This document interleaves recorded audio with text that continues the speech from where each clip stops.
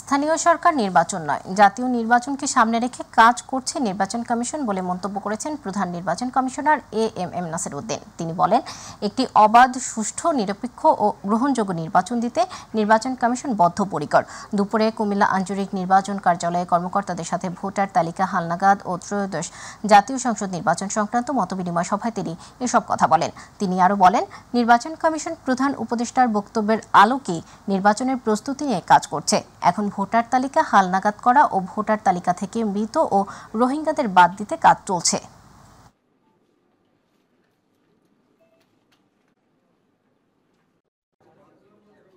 আমরা জাতীয় নির্বাচনের জন্য প্রস্তুতি নিচ্ছি, স্থানীয় সরকার নির্বাচনের জন্য প্রস্তুতি আমরা শুরু করি নাই। আসলে এটা করি নাই, আমরা জাতীয় নির্বাচনকে সামনে রেখে আমাদের প্রস্তুতি এগিয়ে দিচ্ছি। তারপরে নির্বাচন কবে নাগাদ হতে পারে জিজ্ঞেস করলেন, একটা টাইম ফ্রেমটা আমাদের পক্ষ থেকে সুনির্দিষ্ট কোনো দিনক্ষণ আমরা এখনো নির্ধারণ করি নাই।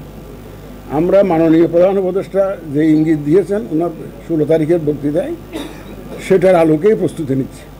কারণ অনেকগুলো সংস্কার কমিশনের রিপোর্ট আসবে। আমাদের ইলেকশন কমিশনের সংস্কার কমিশন আছে, শাসনতান্ত্রিক সংস্কার কমিশন আছে, কেউ বাই ক্যামেরা সিস্টেমের কথা বলছে, কেউ আবার প্রফেশনাল রিপ্রেজেন্টেশনের কথা বলছে। জানি না রিপোর্টে কী আসে।